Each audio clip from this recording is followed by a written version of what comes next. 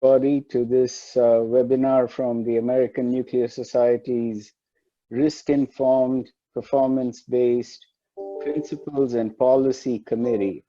We call it RP3C. My name is Prasad Kadambi and I'm chair of RP3C. The purpose of RP3C is to help modernize ANS standards. Modernization has come to mean that risk-informed and performance-based methods are employed to overcome the difficulties that we all know about with purely deterministic and prescriptive methods. We've been calling these methods RIPB approaches. There's a lot of guidance available on RIPB approaches, but most people have not had reason to become familiar with the guidance because the conventional approaches still dominate most things that we do, including standards development. So what we are doing today is really part of a task that the Standards Board of ANS has assigned to RP3C, which is to develop training for specifically the people who are tasked with developing standards, writing standards, modifying standards. These are the working group folks. So what we want to do is today show you where we are on developing this training, and we would very much like to have active participation and feedback in our keeping this guidance up to date and useful for working groups to write better standards. The presentation today is by Jim O'Brien. Jim had a very active role in developing the guidance that we have in RP3C for working groups, and he has prepared this presentation. So Jim, take it away. All right, thank you. We gave this earlier version of this training to the RP3C committee as kind of a trial, and that was about 3 weeks ago. We did some updates to it, and we're hoping that this first real presentation or training will go smoother, and also will continue to improve as we get feedback from you all. And we can get that feedback on training improvement, I would say, after this. What I'm going to do is I'm planning on going through about the first 6 slides and then taking a second in asking for questions on any of those first few slides, rather than going slide by slide and asking for questions, and rather than having you type in questions. And we may only have time for a few questions and then have to move on. So I'll try not to be rude, but believe me, it's not intentional. It's just a matter of we need to try and get through everything. But I do believe that a lot of the value in any kind of training comes from the questions. So I encourage questions as we go through. With that being said, again, I'll ask Pat to unmute everybody and have an opportunity for questions at those breaks. But even before we get started, just as there's any quick questions, I'm just going to pause for 30 seconds and then I'm going to get into it. Any quick questions before we get started?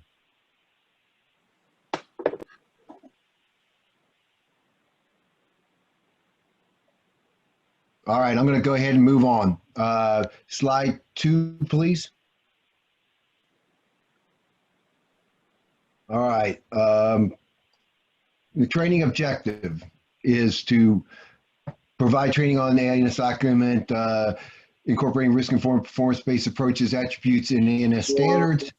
And there's a link there that is that'll bring you over to that document. Actually, this training is better if you've already had a chance to peruse through that document. but it's there in case you haven't.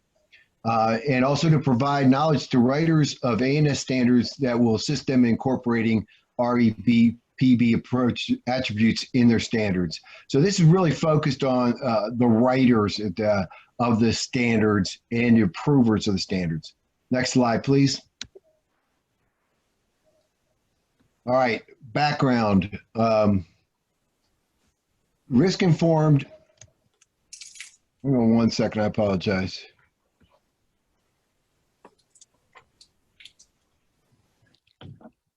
Risk-informed and performance-based principles and policy committee was formed in 2013 and has been led by Prasad since that time.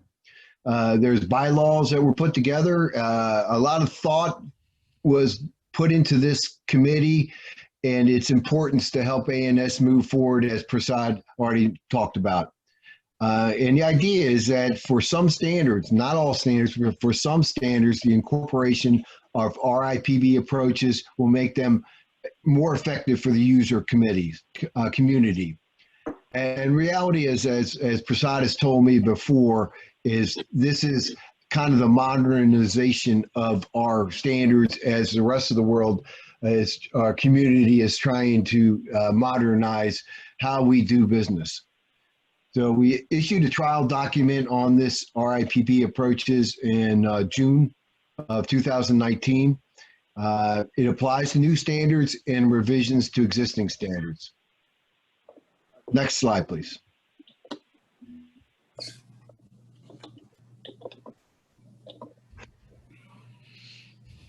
Okay, overview of the guidance, just real quick, and you can read it here.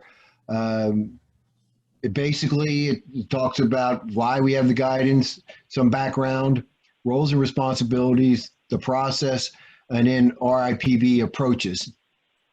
And what I think is mostly important is the picture is worth 1,000 words. An example really helps, I think, bring some of these concepts together. They are, though, as Prasad said, they've been around. These concepts of risk-informed and performance-based have been there and have been implemented in various degrees. Developing this guidance was very difficult, in part because I don't think this kind of succinct extraction of some of the key concepts has been done in this kind of a format before. There's bits and pieces as this whole thing grew, risk-informed and performance-based, and in its different applications, it means different things. So in this application, we really worked hard to develop this guidance document, and there was a lot of people, a lot of work that went into that. All right, we're going to go to the next slide. Roles and responsibilities. Basically, I just wanted to highlight a couple items on it. One, this is guidance document is something the ANS standard board is very interested in. And we had a lot of comments from our ANS standard board members as it was going through the development process. As you see, the RP3 chair has responsibilities as the leader. Consensus committee chairs have responsibilities relative to implementation of the guidance. And then really most importantly is the working group chairs. And they're the people that we hope are picking up this document and seeing how we can help them in their development of revisions to or new standards. Next slide. All right, I'm going to go over the process a little bit, and then I'm going to take a pause. Risk-informed, performance-based process, really in the working group formation and project initiation notification system stage. What we believe and is in the guidance would be beneficial is to get someone on the writing team, working group, that has experience in risk-informed and performance-based.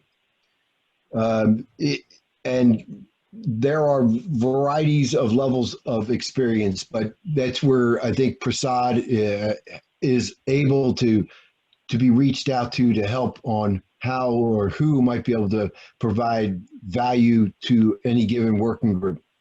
The training that we're given here, we believe that all working group members should have it to get the most benefit as they start looking at how to write the standard or how to make revisions to standard. And, you know, just as a practical nature, that the PINS form itself asks a fundamental question relative to risk-informed and performance-based. And that is, will this standard use risk-informed insights, performance-based requirements in our graded approach? So that's the initial stage of all this effort. And informing an answer to that question, we believe it's a good thing to reach out to RP3C for insights to that regard, and also to this guidance document that you're getting trained on to understand what risk-informed and performance-based means relative to standards. All right, next slide, please.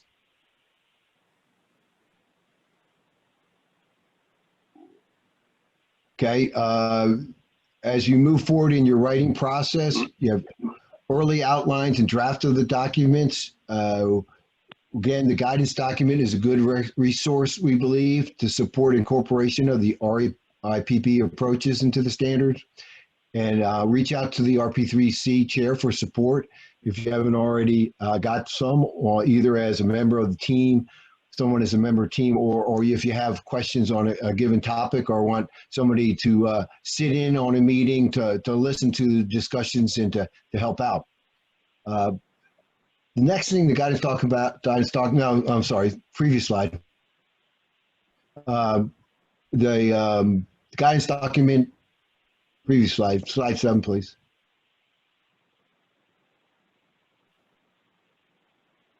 Pat, I think it was one back.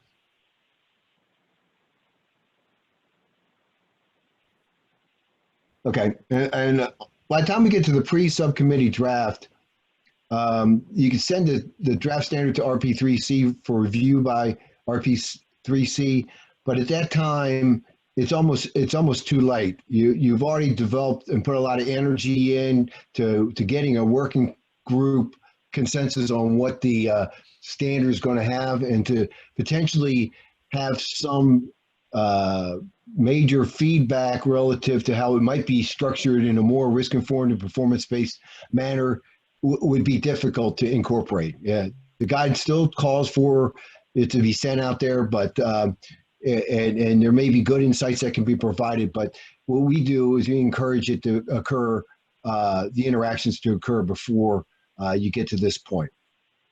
Jim, if I may, I think this is about when you were going to ask people for questions, but I'd like to just interject that, you know, what we encourage is for people to seek input from RP3C at whatever stage they are in. You know, I don't want to inhibit anybody just because they feel like they've written a big part of the standard, and you know, maybe it's too late to seek RP3C guidance, but please don't feel that way. Just let us know how we can help, and we will do the best we can. So anyway, this is an opportunity to talk about, to ask questions about the process. I have a question, if you don't mind. It's, you know, I really appreciate the guidance for developing the document, but one of the things that struck me over the last year is when you look at a standard in development and you ask the question, is this really one that we can incorporate RIPB guidance? Do you have any screening criteria that are helpful for the reviewers, at least on the front end?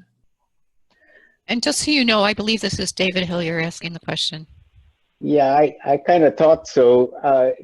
David, you know, I would say that that's exactly the thought process that should lead you to contacting me or Pat or any other, you know, RP3C member. But I would say that, you know, in my mind anyway, there are different people have different views on this.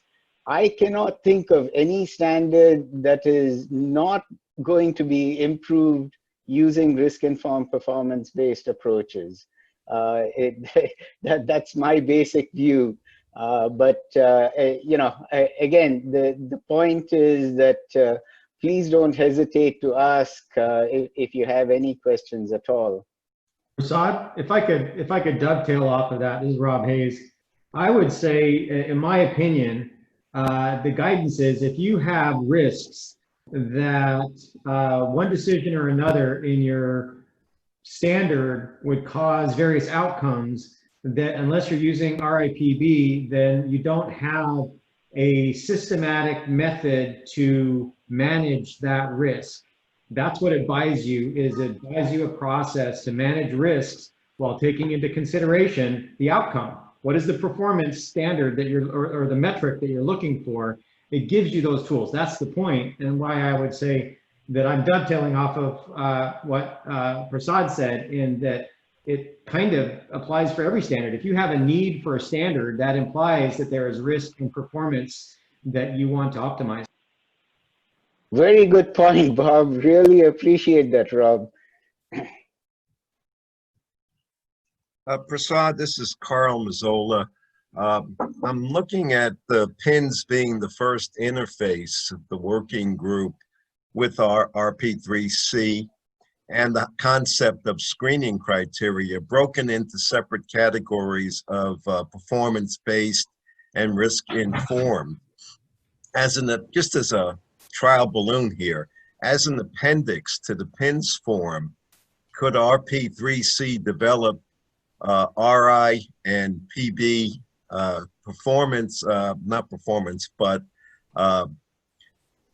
screening criteria, questions that the working group can ask and then bounce off the scope of their proposed standard or standard they're going to revise.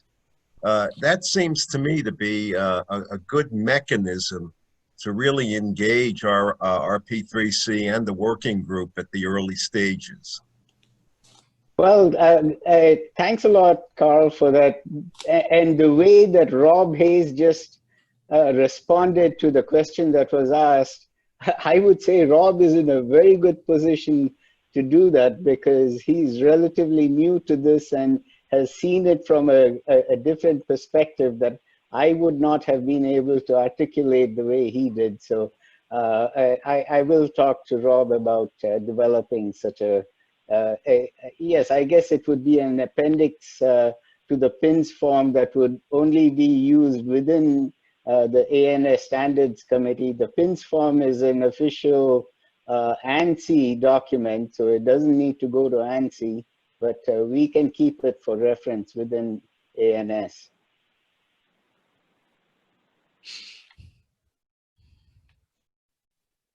Okay, any more questions relative to either the background or to the high-level process discussion? Hello, this is Han Fang, NSC. Would you please define risk as mentioned in the presentation? Is that the PIH risk, or that the qualitative risk, or that the combination of everything? Well, Han, the way I would answer that is the risk involved over here is the risk associated with not accomplishing performance objectives. And it can be taken to mean different things at different aspects of the performance hierarchy. So, I mean, the PRA risk is that which is assessed relative to radiological exposure, and that is at the plant level risk. But there are other types of risks involved, and the general process of risk-informed performance-based approaches can deal with it in whatever way that you would define your risk metric to be. Yeah, this is Bob Budnitz. I think I can add to that. I co-chair the JCNRM, and of course we're involved with PRA. But there are many risks for which PRA is not the appropriate tool because there's a different endpoint. I'll just give one, it's one obvious example. Suppose you have a standard that intends to control, to make sure you don't have a criticality in your chemical, in your radiation chemical plant, right? You want to make sure you don't have a criticality. Well, the risk of a criticality is by itself an endpoint, but we don't usually use PRA to work on that, but you can think about that, and you can think about risk informing your standard in a way that thinks about that endpoint as you're putting that standard together.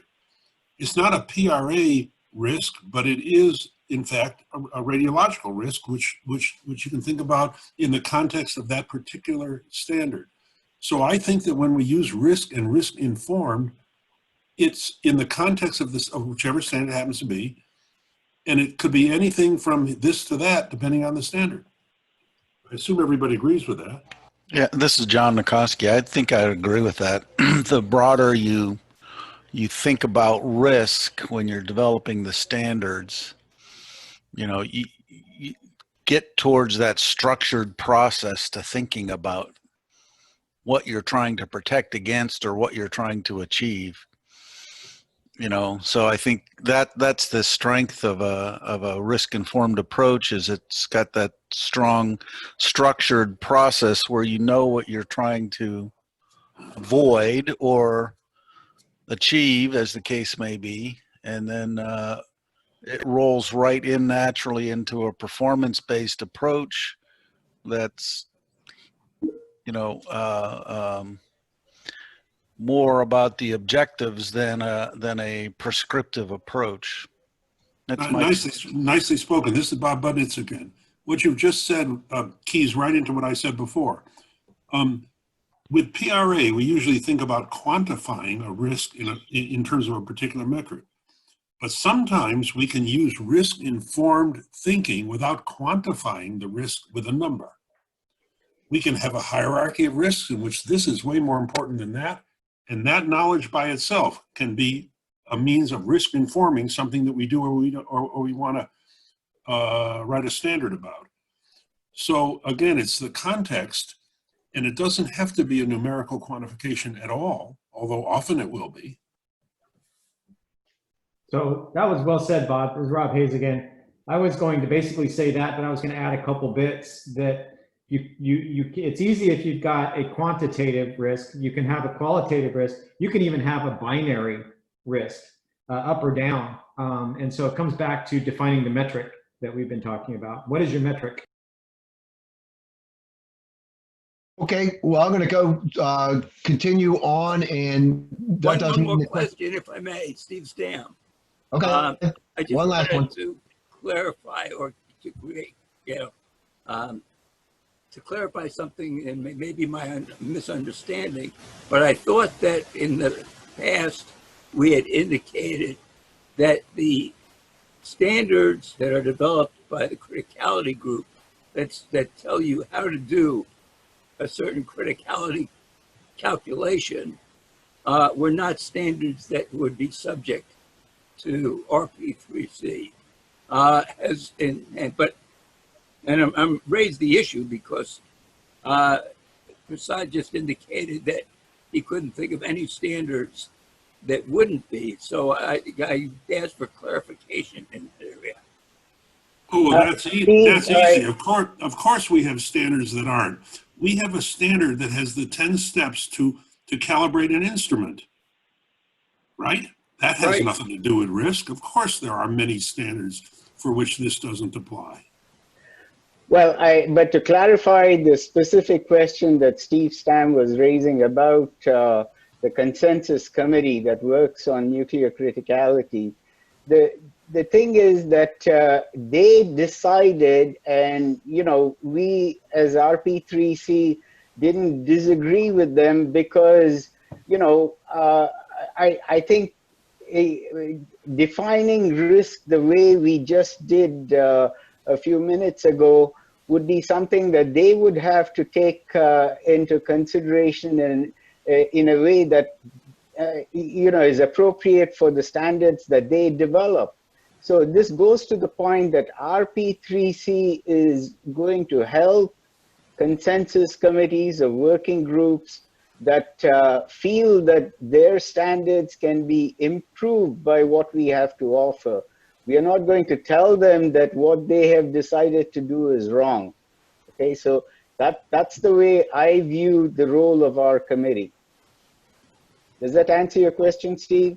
Not really. Do you feel that risk-informed development of those standards that tell you how to calculate criticality could be done? And well, would be beneficial?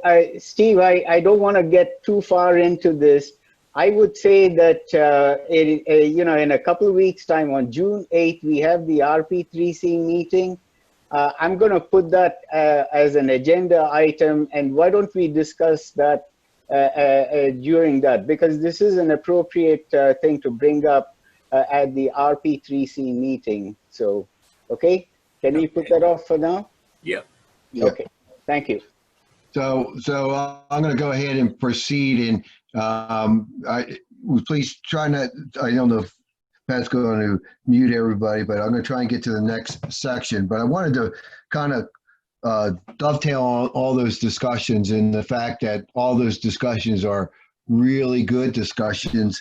And I think that as we develop the guide and as we develop the training and go through this, I would say it's that we are learning still. So I don't have all the answers. I hear a lot of different thoughts and opinions.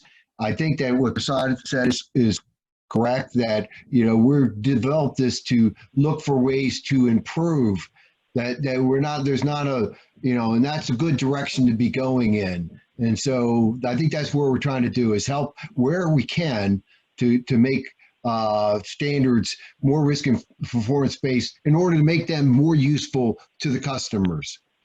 All right, with that, I'll go on to the next slide, which Pat has right here. Oh, you had it already, Pat. I'm not good at this. All right. And this I'm comes terrible, from, I'm sorry. from Seki in 98. And the reason we're doing it this way, I apologize, is because my work computer wasn't able to get this up. I got my personal computer working this.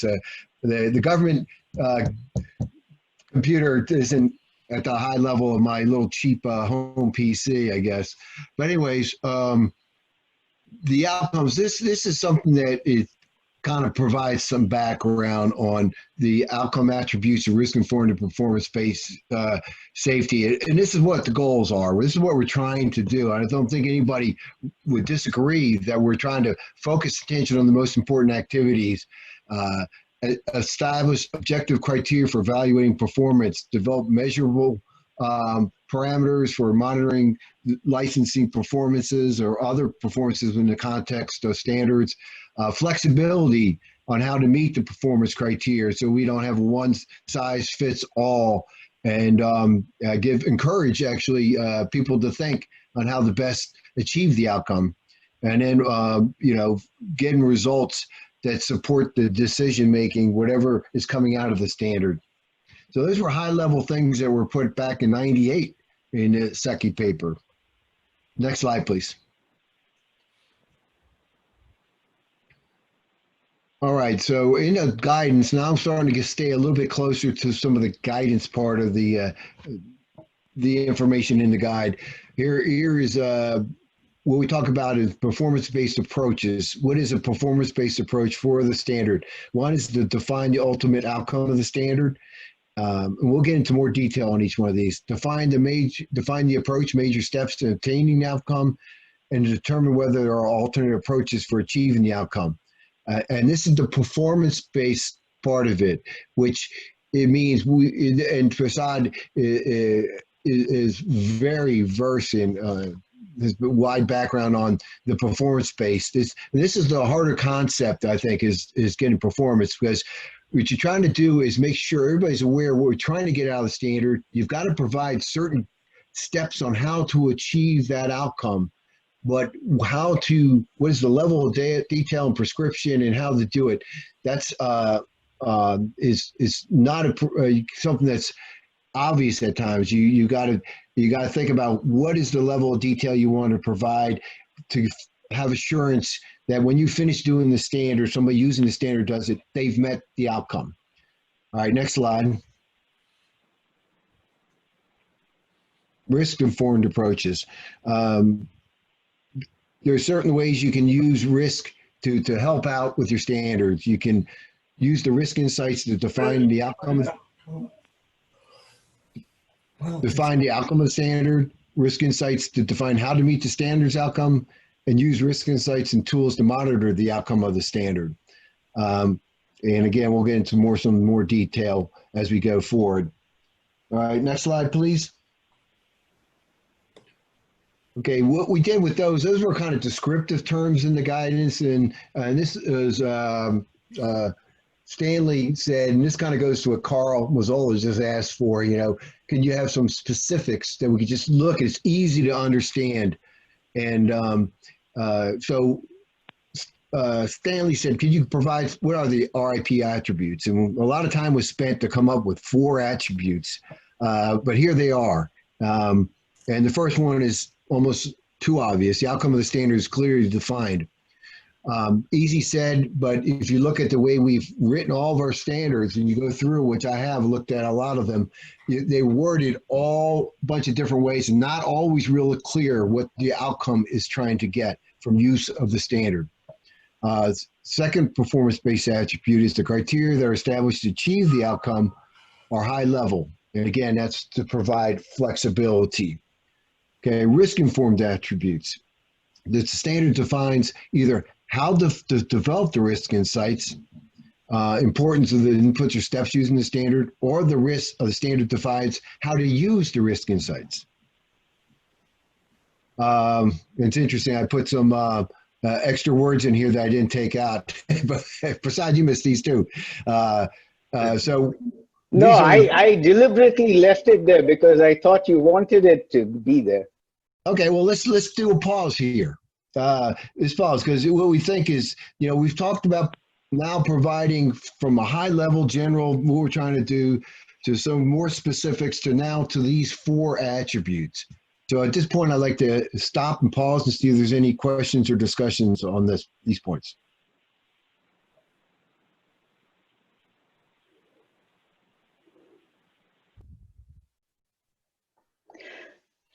While people are thinking, I just want to say that to me it has been surprising to what extent there has been support for these very succinct statement of the attributes of a risk-informed performance-based approaches.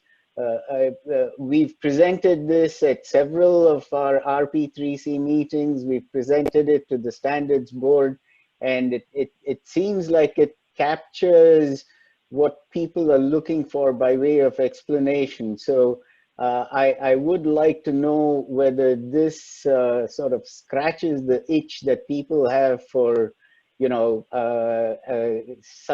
kind of a screening set of criteria. This is John Nikoski. On P2, the thing that I'm struggling with is high level, and I'm not sure that that's capturing the essence of what I would expect. I would expect that it would be the criteria are established to achieve the outcome at a level that tells you what you want to achieve, not how to achieve it. If that's what you're meaning by high level, then I'm probably okay with that. Well, to me, what it means is that there is a natural hierarchical structure to trying to define what performance objectives are. Now, in the guidance document that NRC has on this, New Reg BR 0303, it's called an objectives hierarchy. Mm-hmm. And that's just a structure of performance objectives. And what this is saying is that it is natural to think of outcomes as a set of performance objectives that are arranged in a hierarchy. Yeah, if I could add to that there, Prasad. So it's going to depend on the context. So if it's regulatory compliance, that's not the same thing as if it's quality assurance. Quality assurance might be something you want at the senior management level, whereas regulatory compliance could either be for the regulator or for the public, as opposed to something that's more cost effective, which might be at a department manager level.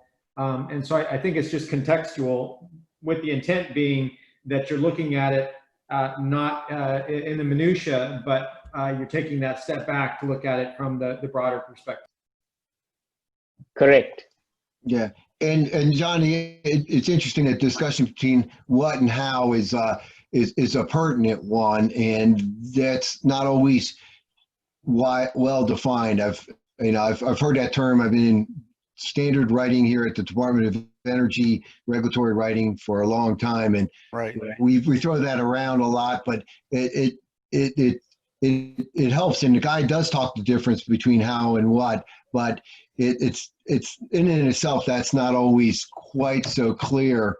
And sometimes it can be a matter of, you'll say you want to do a calculation, and we have standards to tell you to do this calculation, but then it might tell you, okay, do this calculation using this software or using this methodology.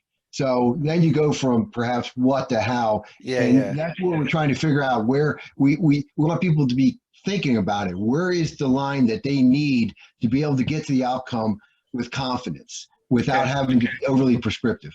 Right. And that's the key, is not being overly prescriptive. I think I think the supplemental IE provide flexibility in a manner that probably touches on it. Okay. The key, though, I think, is that it's making you think about it when you're establishing the criteria, that you want it at the highest level that you can establish it and still achieve your outcome.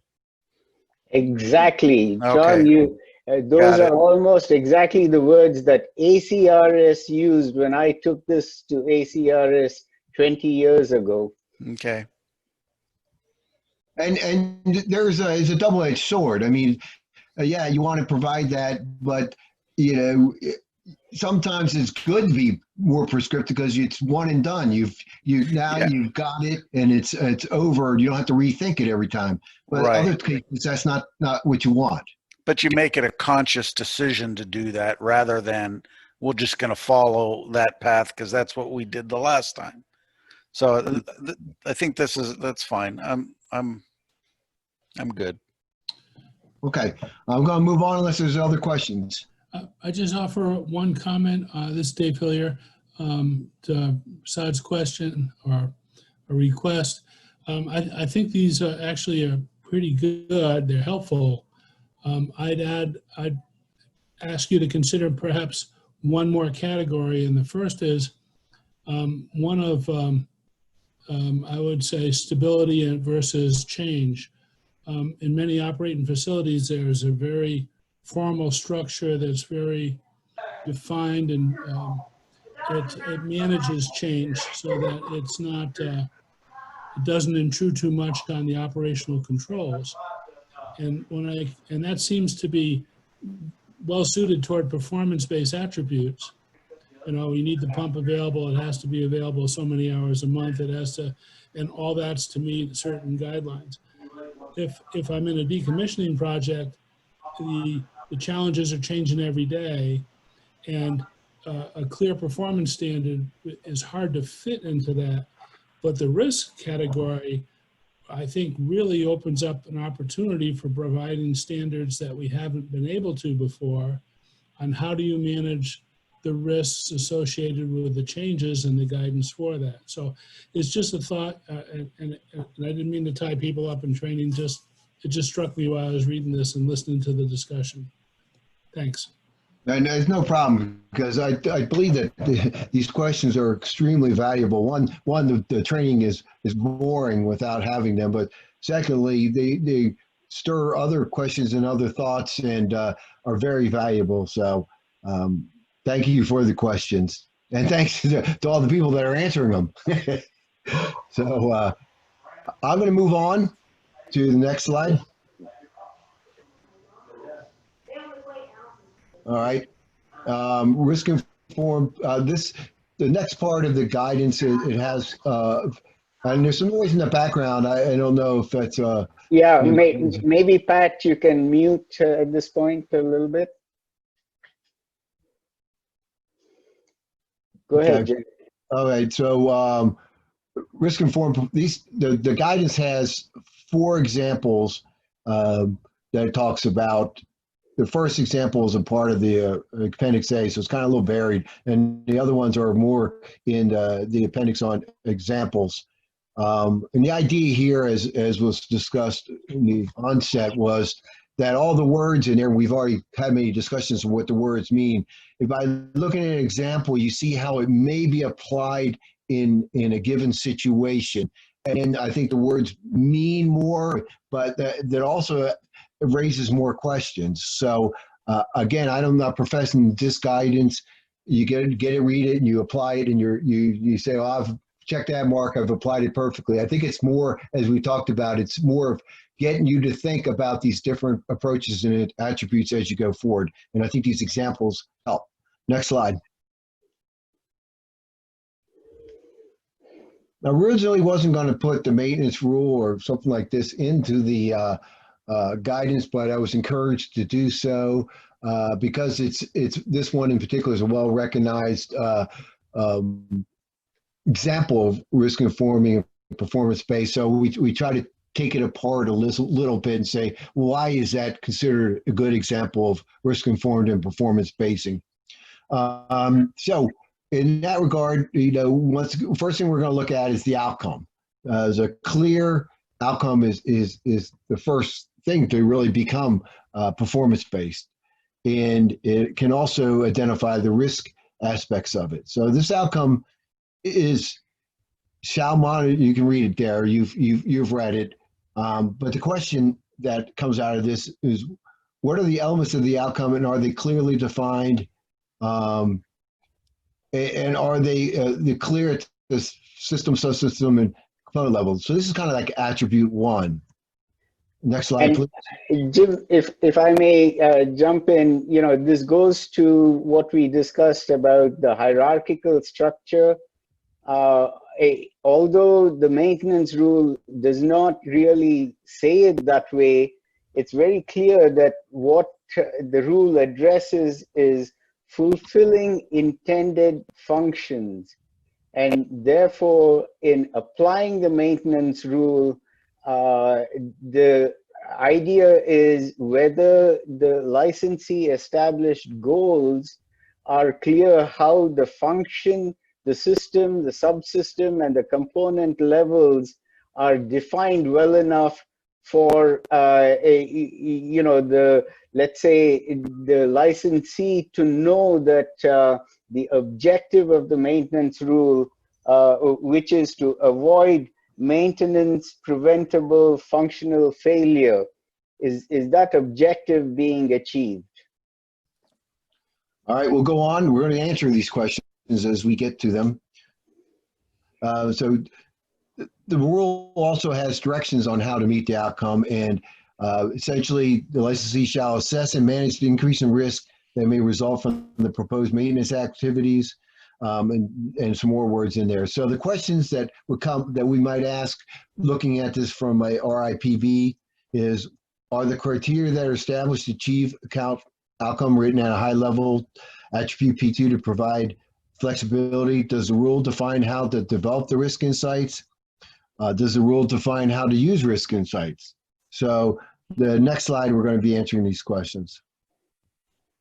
So is the outcome of the standard clearly defined? I think the answer to that, I would say, is yes.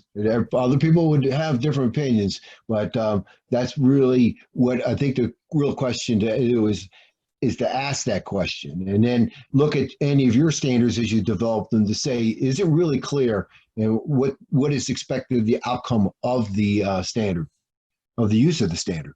So are the criteria that are established to achieve the outcome written at a high level? In this case, for the maintenance rule, yes. They support performance-based implementation because they establish high-level goal that enables flexibility on how to achieve it. So it's pretty flexible rule, in my opinion, and the opinion of the people that reviewed this guide, this document. Does it define how to develop the risk insights? And the answer to that is no. And some people debate that because they say that it does have nexuses to having to use the PRA. I did a little research and didn't see it as a clear nexus, just as an option to way to develop the risk insights. But then again, that's also not so bad because it's providing flexibility in this case. And then does it define how to use the risk insights? And then it is risk informed because it uses a risk metric as part of the outcome. So it is this document, the maintenance rule, following the attributes we put in this guide, will come out as being risk informed and performance based. And again, it's not just necessarily black and white. It's just it has those attributes. So that's the way we looked at this one. So now I'm going to go to the next example. Let's see, on this, Jim, if I may, you know, people may wonder why this is offered as an example for this guidance. In my mind, you know, and I guess I sort of got Jim to include this as an example because I see for advanced reactors, you know, all the different technologies that are being proposed out there, the maintenance rule is going to be a very important aspect of what they will have to address in their applications.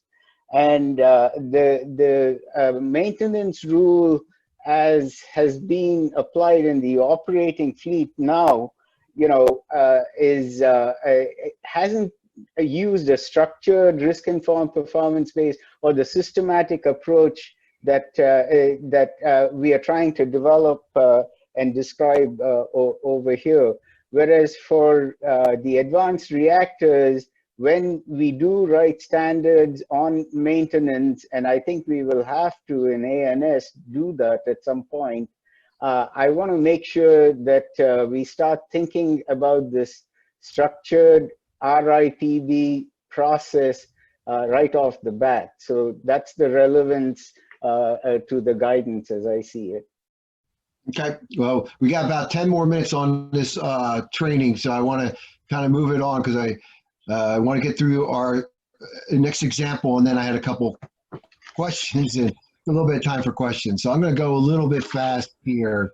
Pat, next one. Okay, ANS 2.26, this is in Carl's shop. And we looked at that and we kind of, again, broke it apart into the outcome. We have the outcome statement here. And as we've asked on the other ones, we're going to ask the question, is the outcome of this standard clearly defined? Okay, and like I said, I'm going to go through, but I'm going to come back. So let's go to the next slide. Okay. In my opinion, in looking at this, but it could be simplified. And again, that's the way I would say this is all to be looked at. It's a matter of potential opportunities for improving our standards. So this is from the longer statement on the previous slide to something that's perhaps more clear. Again, it doesn't mean the 1.4 was wrong by any means, but could it be improved? And that's what we were looking in improving from the perspective of clarity, but also supporting performance-based, using a performance-based approach. So next slide. Okay, and in the standard, there's of course a lot of words, but some of the high-level words in there is directions for meeting the outcome. This is kind of the hierarchy that Prasad was talking about on how you're going to meet the outcome. And the questions that we'd asked on that is the criteria that are established to achieve the outcome written at a high level. I attribute P2 to provide flexibility in achieving it. Does it define how to develop risk insights? Does it define how to use risk insights? So again, questions we ask ourselves as we develop standards. So next slide, please.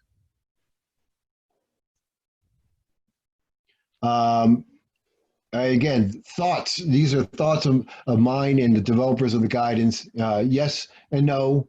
You provide high-level criteria that needs to be done, but you almost have to peel back the standards a little bit and say, well, it's also reaching down into other standards that may become very prescriptive. So as you develop a standard, you want to know, how does it invoke other standards?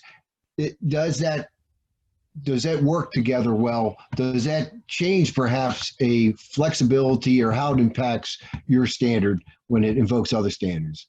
The second one, how to develop risk insights. Yes, it talks about a methodology for developing risk insights. The third one, how to use risk insights. And again, yes, it does that. So it has a lot of the aspects of a risk-informed and performance-based. We think it's a good example of how you look at, how you can see some of those attributes in there. So with that, I'm going to stop again for a couple minutes for any questions on these. And I apologize for rushing through the examples, because I think those are really important. But I'll stop here for about 3 to 5 minutes, and then we'll close. Jim, this is Bob Budnitz. You made a very crucial point in the last minute, which ANS 226 is something I actually, in my day job, I work with all the time. It is intended to be working together with either DOE Standard 1020 or ASCE Standard 43 for civil engineering structures. And that is, it was written intending to be an interfacing, just hand in glove with DOE 1020 and ASCE 43. And you can't think about ANS 226 without thinking about the other thing that it's intended to be working with. And you made that point very, very nicely. For many of our standards, that's the case. That is, the risk informing is a combination of what's in that standard or the performance-based, and with the other standard that it's intended to be with. Hey, Bob, with Carl Mazzola, it also goes further because it also dovetails with ACI, American Concrete Institute, and AISC for structural. That's fair. That's fair. Right, ASCE, so ASCE for structures and ACI for concrete, and the steel people. Absolutely, thank you. And then several other standards for the environmental, because 1020 has now gone beyond seismic to floods, extreme winds, and even volcanic ash. That's fair, although this 226 is the seismic part, notice. Okay. Yeah, but we're going to rewrite it to include them all. But I think the point's well taken is that a standard does have other interfaces, and that affects whether it's the risk informing and performance-based categorization and thinking on it. Yeah, and it could be the way it's invoked too. Let's say you say, okay, you shall use 4305, or 4305 provides an appropriate methodology for doing this. And we dealt with that kind of a wording difference within the Department of Energy on purpose to define what we exactly want the user to do. Right. That's helpful. Thank you. That's helpful. Okay, so with that, and I apologize when I have more questions, but the next couple slides are going to, I think, help. So I'm going to go to the next slide, please. I keep on hitting the forward button and getting nothing because I don't know. Pat has control. Just to summarize, we are trying to promote the use of risk-informed performance-based approaches. The guide is supposed to be a tool for consensus committee and working groups. And again, early, and as Prasad said, at any time also, RP3 engagement is encouraged. So those are our major takeaways. Next slide, please. Okay, so in doing this, I think that there is value in spending a lot more time on the examples. We're learning every time we do this training. I do ask that if you guys think that this training could be improved in any ways, that you please let send your comments to Pat, if you would, and she can consolidate them, and we'll look to see what we can do better in the future. But there's also different training we may provide, or more focused training. For example, we can go out and provide a specific training on provides more examples in this guide, or if there's a certain consensus committee that wants to say, well, I got two of my standards, I'd like to see how that could be looked at in more detail and maybe be part of the training. We could do that. Of course, as we get smarter and get experience on the use of guidance, we'll be updating our training and focusing on some of those. And then lastly, originally we had intended to do a kind of a different type of training that supports this, and it's more broad based on licensing modernization project, and that is still work that we are hoping to complete. And just want to make you aware of all those. Last slide, please. All right, yeah, and here's, our contact. The last, I mentioned the additional training that was being developed by Ed, and I believe Prasad will chime in that that's still planned to be done. So I wanted to provide some contact information to folks. Again, what we are as a RP3C is trying to be supportive to ANS as it moves forward, and trying to modernize, if that's the right word, the standards and incorporate these concepts. And we are open to those discussions. I hope this training was at least provided some help and some understanding, and I appreciate everybody's comments, and especially those people that answered the questions and answered them better than I could. So with that, I'll just open up to any final thoughts before we close out on this training. Prasad, I'll turn it over to you first. Well, thank you very much, Jim. I really appreciate the way in which you have brought in everybody in the audience into this discussion, and that's exactly what we want to do in RP3C, is engage in these more detailed discussions, so we are able to spread the knowledge and experience that some of us have. There's such a wide variety of experience level that our key objective is to just get more people just thinking about this, doing something in their areas of work or their volunteer activities with standards. Anyway, we still have some availability on the webinar. So if people have questions, I will, I'll stay and try to answer them. Prasad and Jim, this is Ralph Hill. For those of you who don't know me, I'm chair of the ASME committee that's writing Plant Systems Design Standard. I'm also a member of the work group that's writing ANS 30.1. And we see our ASME standard, Plant Systems Design Standard, is basically being a lower level implementation of 30.1. Of course, 30.1 is looking at the guidance in this guidance document, along with the training you provided. My key thought here is looking at the guidance appendix A1 of the guidance has the quote from the SECI 980144, one paragraph describing an approach of what risk-informed performance-based is. To me, that is a very meaningful paragraph, and it's not in the training, and I suggest it be added to the training. Let's see, Pat, if you go down to the backup slides, I think you will find that.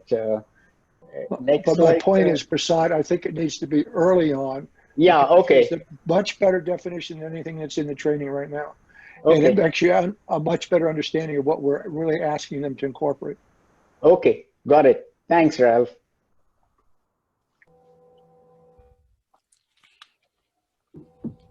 And any other thoughts or questions? Yes, this is John Kutch, working with the ANS 20.2 group.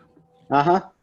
And just to sort of a belts and suspenders question. If we go to the trouble of working to incorporate RIPB into the ANS 20.2, is it for sure going to be accepted by ANS and NRC, or is it going to create an unacceptably long delay in accepting our standard submission that we're getting ready to throw over the wall?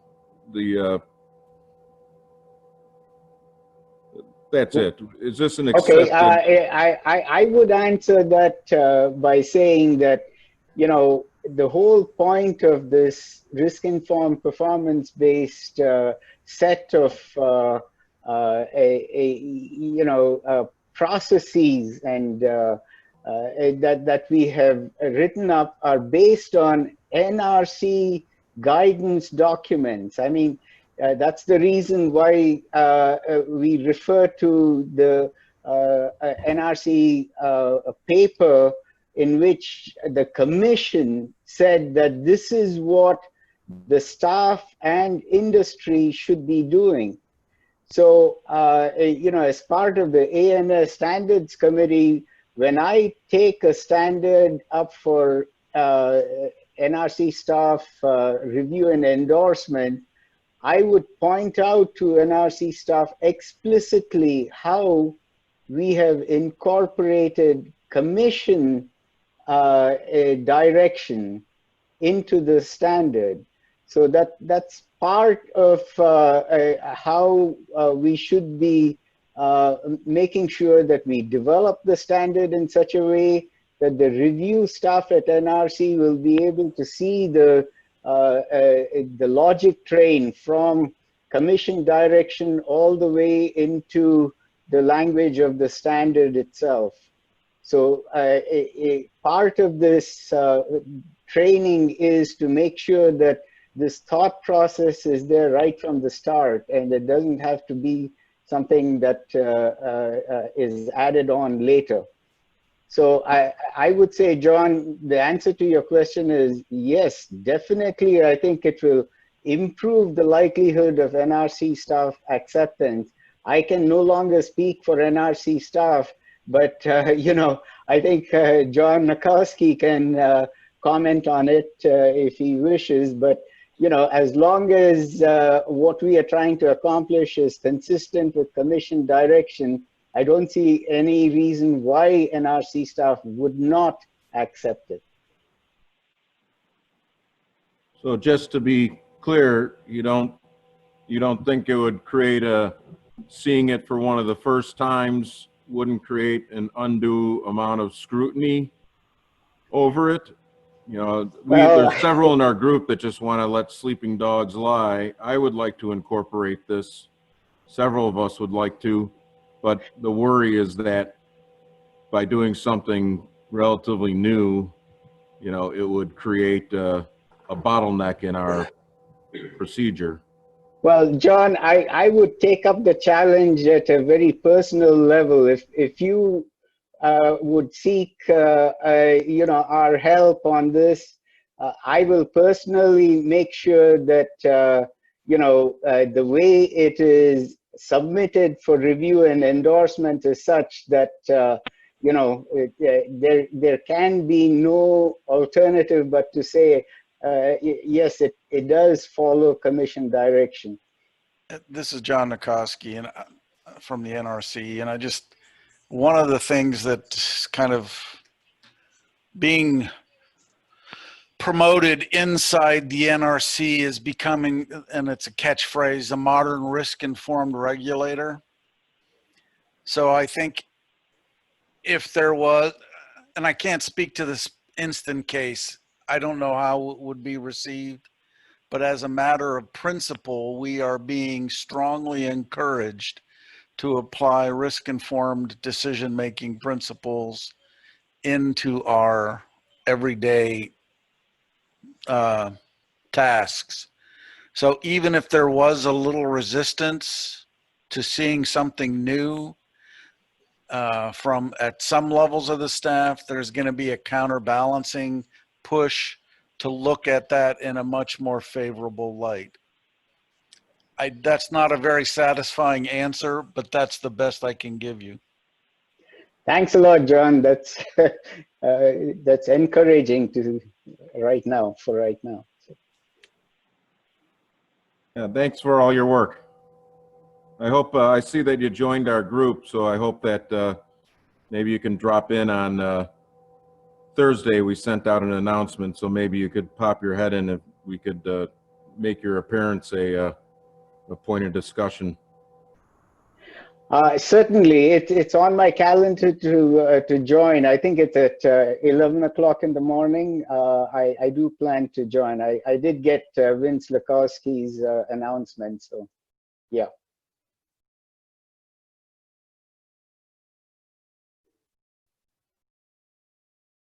All right, well, this is Jim again.